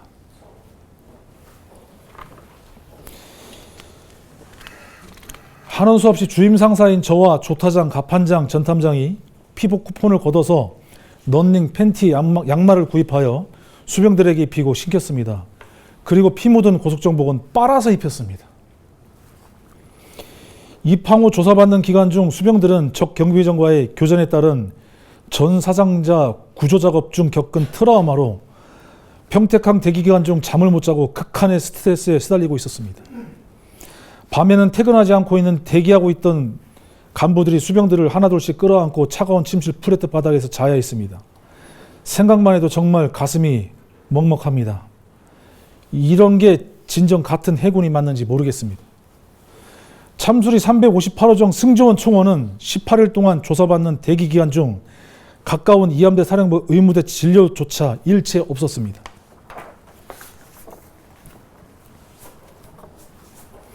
이 사진은 참수리 358호정 앞에서 이함대 사령부 정병칠 사령관이 당시 노무현 대통령 후보에게 이연평해전 교전 상황에 대해 설명 중인 사진입니다. 저분은 오셨었어요. 대통령은 어디에 있었죠? 뭐 하고 있었죠? 월드컵 3, 4위 구경한다고 거기 있었죠? 월드컵 기간이라고 3, 4위전 그거 구경한다고 일본에 있었습니다. 오지도 않았어요. 대통령은 국군 통수권자입니다. 누가 보도모 안 해야 되는 거죠?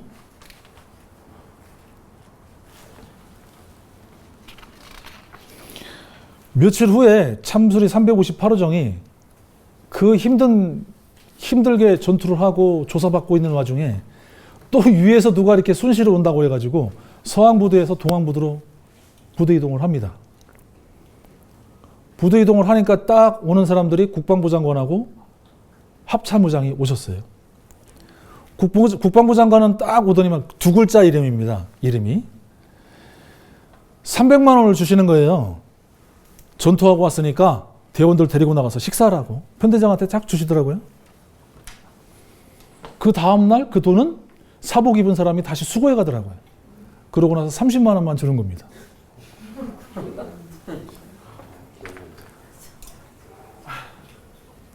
그 30만 원을 가지고 내기 삼거리에 있는 놀부갈비에 가서 회식을 했는데 애들한테 밥을 사줬는데 아니 한 25명 정도 나갔죠? 25명이 돼지갈비나 먹으면은 30만 원 훨씬 넘게 나오죠. 그래서 간부들끼리 또 뿜빠이 했어요. 근데 합참의장은 딱 오셔가지고 자기가 차고 있는 시계를 딱 풀더니만 우리 수병한테 딱 채워주시더니만 아 고맙다 수고했다 잘 싸워줬다. 근데 우리 해군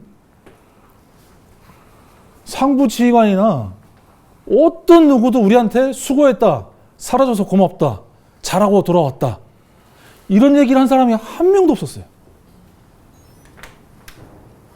왜 그랬을까요? 왜 그래야죠? 저는 이렇게 생각합니다. 제 생각입니다.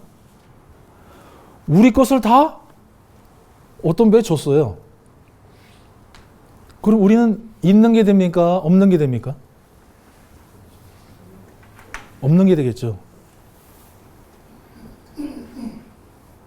제 생각이에요.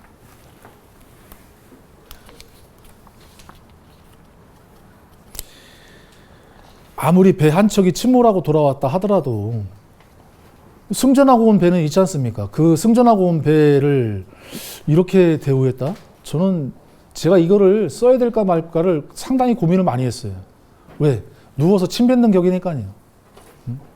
지휘관을 보좌하는 그런 주임 원사도 오래 했고 근데 결국은 제가 그런 사람들을 여기서 이렇게 매도를 해야 되는 사람으로 변해 있습니다. 말을 해야 되겠더라고요. 너무나 거칠게 왜곡을 하고 조작을 하고 다니고 있습니다. 더 이상 이러면 안 되겠다는 심정으로 나온 것입니다.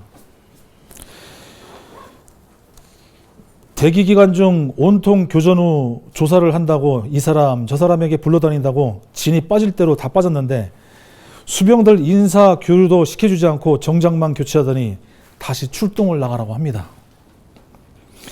교전에 따른 스트레스가 극에 달해 있었는데 출동 나가기 이틀 전에 절망감에 빠뜨리는 일이 또 하나 발생하고 말았습니다.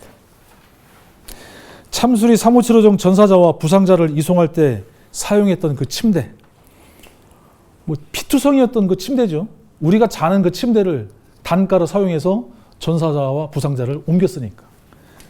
제가 배에 가보니까 배 침대가 하나도 없더라고요. 그래서 우리가 수병들을 부둥켜 안고 잤던 겁니다. 스트레스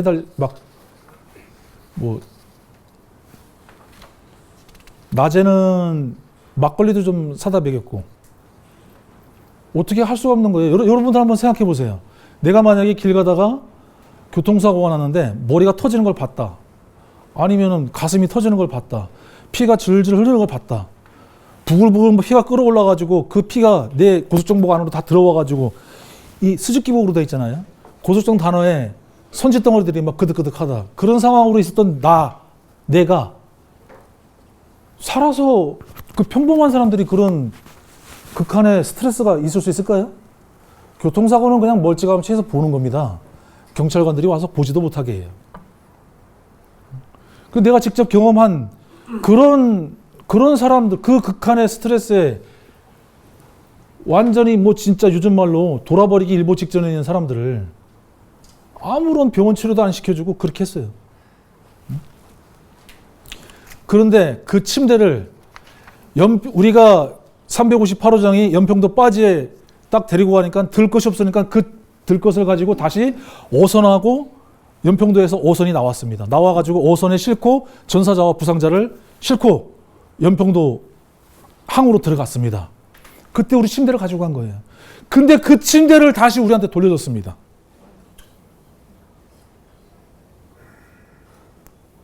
그걸 다시 사용을 해서 출동을 나가라는 거예요.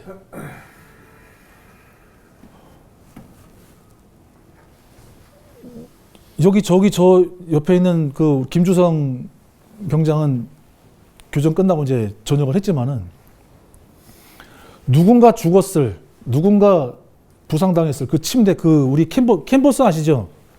그 캔버스 그거를 이제 그 알루미늄 여기에다가 묶어가지고 침대를 만드는 거거든요. 거기 온통 피투성이 어떻게 그걸 다시 돌려줄 거예요? 새 침대를 줘도 부족한데 다시 돌려줘가지고 그걸 우리 빨았어요. 낙스로 해도 안 빨리는 겁니다. 낙스로 빨아도 안 빨려요. 하는 수 없이 우리가 거기다가 흰 페인트 칠을 했습니다. 그리고 출동을 나갔어요. 상상이 되십니까, 여러분? 그 잠자고 있을 수병들, 내 자식들, 내 동생들, 그렇게 경험했을 그 사람들 한번 상상해 보세요. 어떤 스트레스에 시달렸을까?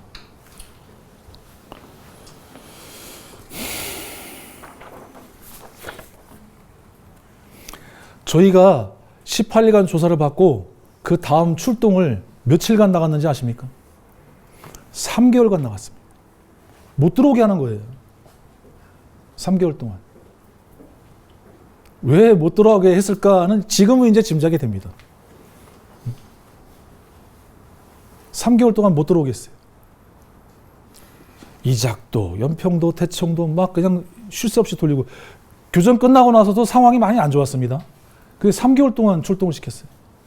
근데 3개월 동안 출동을 끝나고 딱 왔는데 갑자기 편대장님이 저보고 저 함대에서 표창 받으러 오라는데 같이 가시죠. 정복을 입었습니다. 입고 딱 갔는데 가는데 편대장님이 제 손을 잡고 아유 주임사단님 미안해요.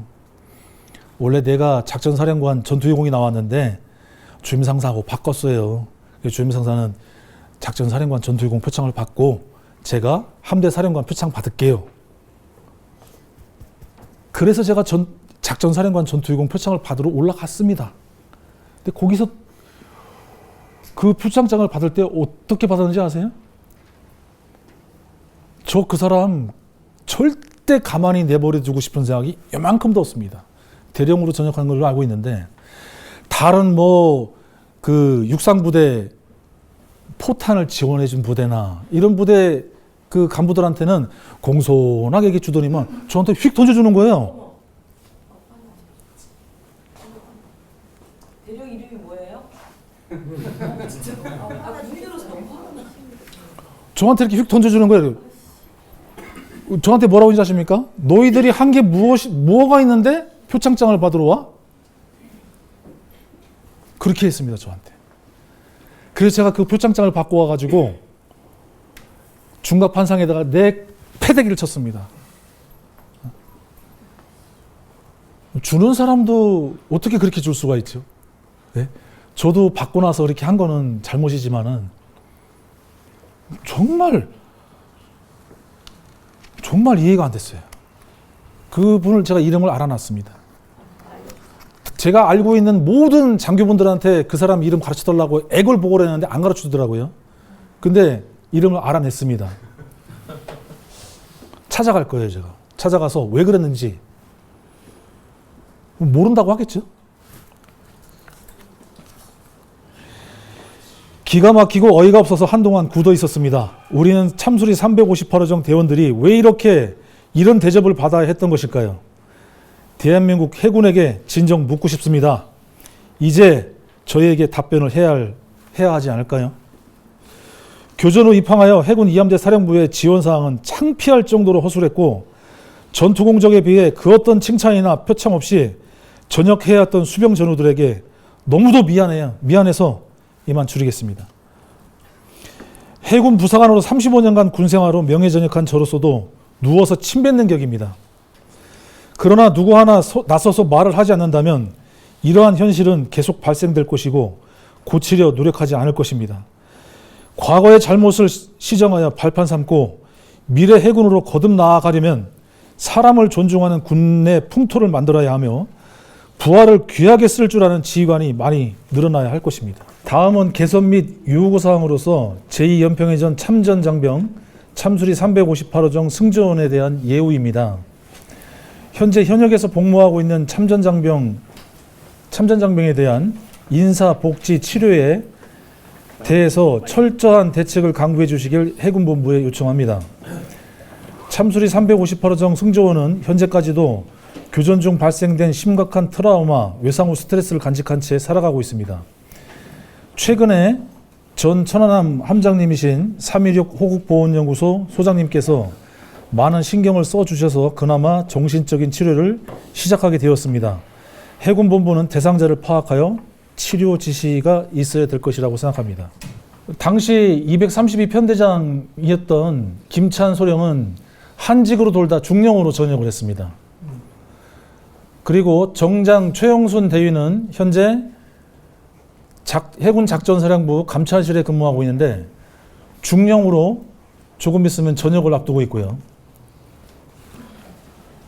다음은 김유진 중입니다. 혁혁한 공로를 제대로 인정도 안 해주고 3번씩이나 대령 진급을 패스시켰습니다.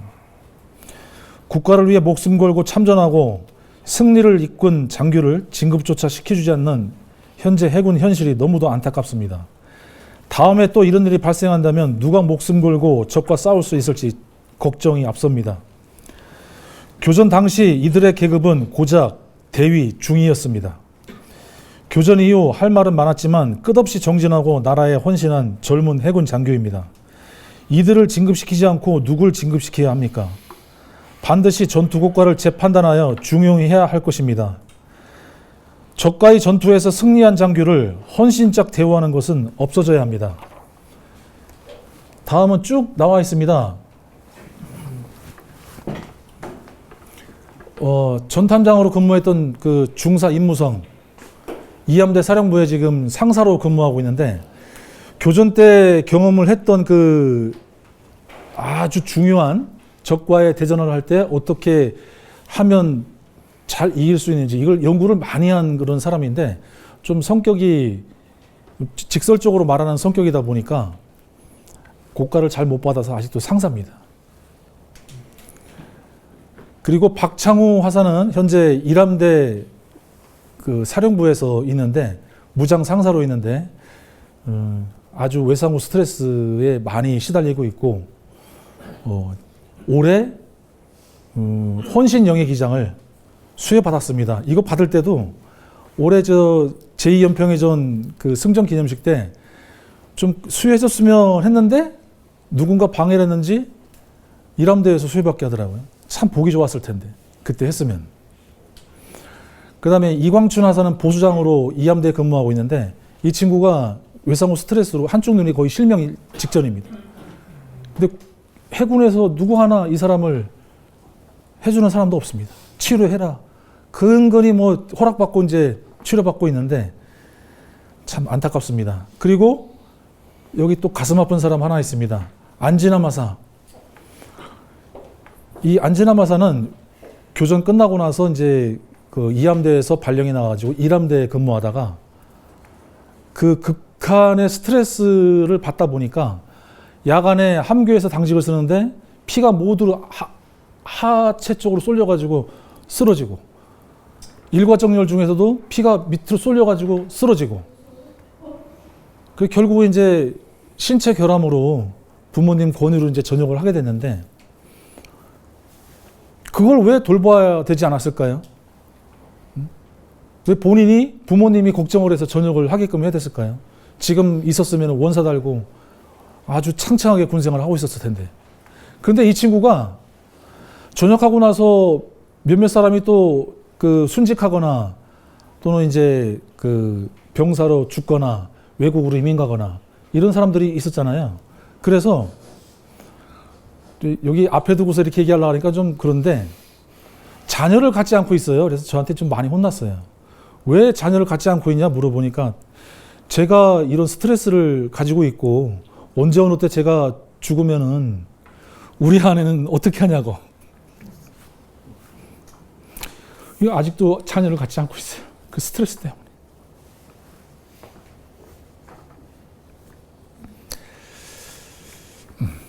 이 외에 전역을 앞둔 그 조타장, 갑판장, 정기장 여기 참석한 문성근 하사 그리고 또 김주성 수병 다 이런 이 지금 문성근 하사하고 그 우리 김주성 수병 같은 경우는 길 지나가다가 경적 소리만 들어도 그 자리에서 멈춰서 가만히 서 있어요. 그 포탄 소리인 줄 알고. 그런 상태에 있는 사람들이 많아요. 그런데 다 전역시키고 지금 제가 좀 찾고 있습니다. 이 찾고 있는데 어떤 식으로 그 권익위원회에서 해군본부로 넘겼는데 제가 신문고에 해가지고 올렸어요. 전역한 장병을 찾아주십시오.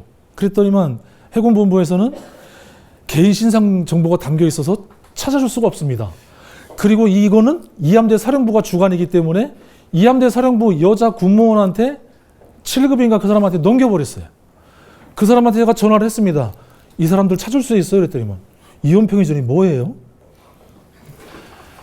예, 다음은 이연평의전 승전 기념 행사 시 참수리 358호정 승전에 대한 합당한 예우가 필요합니다. 저는 왜 이런 얘기를 이제 와서 하는지 여러분들 혹시 조금이라도 눈치채셨습니까? 군인은 사사로이 군 내에서 자기가 말을 할 수가 없습니다. 그것을 위배하면 바로 징계를 먹게 돼 있어요. 그래서 많이 조절이 되고 정훈 공보관을 통해서 나가게 되어 있습니다. 그러니까 제가 전역을 하고 이런 얘기를 할 수밖에 해요. 제 얘기 못합니다. 저 몰래 사진 찍힐까봐 예전에 아시아 기자가 와가지고 연평해전 그 기념식 끝나고 나서 누가 사진을 찍은 것 같더라고요. 뒷모습을. 그래서 제발 그거 좀 삭제시켜 주십시오. 저 군생활 못합니다. 이 정도였어요. 참수리 357호정 승조원과 동일한 예우를 해달라는 겁니다. 그리고 357호정 순국 장병에 대한 참배를 우리한테는 안 시켜주고 있어요.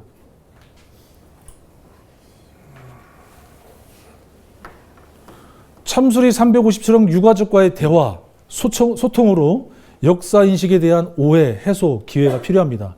이분들은 357호정 사람들이 무슨 얘기를 했는지 어떻게 했는지 모르겠는데 우리가 도망갔다 온 배로 돼 있어요. 그 재장전하는 그 시기 때 357호정 승조원들이 다 통로에 숨어 있었기 때문에 우리가 어디가 있는지를 모르는 거예요. 주변에서 재장전하고 있었다는 거를. 그래서 그 채 몇 분도 5분도 안 되는 그 시간이 그 사람들한테는 그렇게 길었던 겁니다. 구조로 하러 오지 않는 우리 배가. 그래서 그 대원들은 우리를 도망갔다 온 배로 알고 있어요.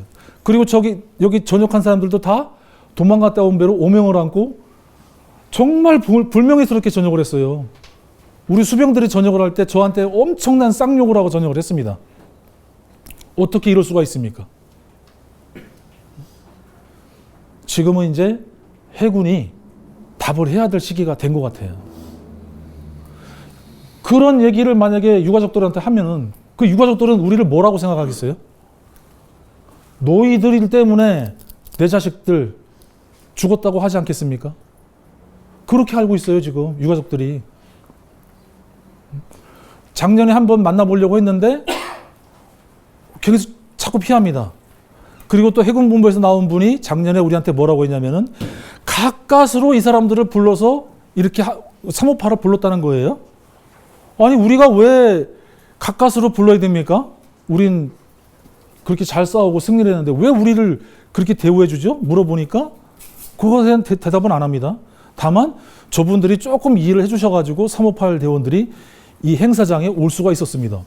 아 이게 무슨 일이죠? 예? 네, 다음은 22년이 지났습니다. 357에 의해 왜곡된 역사인식을 바로잡아야 바로선 해군이 되지 않을까요? 그리고 358 승조원들이 받은 대우는 과연 합당한 것이라고 생각하십니까? 영웅대우는 아니더라도 교전 중에 도망갔다는 오명은 반드시 벗어야 될 것이라고 생각을 합니다. 안보교육? 특별한 거 없습니다.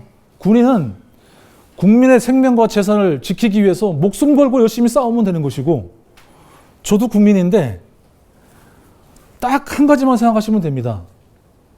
북한 사람들을 생각하는 거. 금강산 여행을 갔던 박왕자 씨가 총에 맞아서 돌아가셨죠. 소도 갖다 줘. 소도 1000마리나 갖다 줘. 농기구 갖다 줘. 의약품 갖다 줘. 의료 장비 갖다 줘. 감귤도 엄청나게 싣고 북한에 갖다 줘. 설마 안 쏠 것 같습니까? 북한 사람들이? 북한 군인들이? 그리고 1962년도에 북한에서 4대 군사 노선이라고 만들었습니다. 전 인민의 군인화, 전 군의 현대화, 전 지역의 요새화. 하나가 뭐죠? 하나 갑자기 까먹었는데. 그러면은 전 인민의 군인화 1962년도부터 시작했어요. 그러면 북한에 사는 사람들이 군인입니까? 민간인입니까? 근데 대한민국 사람들은 오해를 하고 있는 게 있어요. 북한의 인민 따로, 군인 따로. 그래서 군인만 적이다. 아니 1962년부터 전 인민의 군인화를 외치고 그 살아온 사람들한테 군인 따로 민간인 따로 없어요. 지시 받은 대로 쏩니다. 박광자 씨가 왜 돌아가셨겠어요? 걔네들의 지시가 있었기 때문에 여기 넘으면은 쏴. 그겁니다. 이게 안보 교육이에요. 군인들은 나라를 위해서 목숨 걸고 잘 싸우고 국민들은 철저한 대적관 이런 것만 잘 가지고 있으면 무슨 안보 교육이 필요합니까? 필요 없어요. 그렇게 생각을 합니다. 아, 그리고 꼭 하나 드리고 싶은 얘기 있는데 군인들이 장교의 책무, 부사관의 책무, 병의 책무가 있습니다. 이 중에서 병의 책무 중에서 가장 소중한 글자 2글자를 아시는 분이 있으면은 저한테 연락처 주세요. 그럼 제가 선물 하나 보내드리겠습니다. 그 가장 소중한 글자가 뭔지 아십니까? 장교의 책무, 부사관의 책무에도 안 나오는 겁니다. 신성한 국방의 의무를 수행하고 있다는 자부심과 긍지를 갖고 이게 나오죠. 그 신성한이라는 겁니다. 신성한. 아무 대가 없이 목숨을 나라에 맡기고 국가에 복무한다는 아주 존귀한 뜻입니다. 그 병사들에게 도망갔다 왔다는 오명을 안고 전역을 하게 해야 했던 이런 역사가 과연 옳은 것일까요? 이거는 국가가 그 사람들을 찾아서 합당한 대우를 반드시 해 주어야 된다고 생각을 합니다.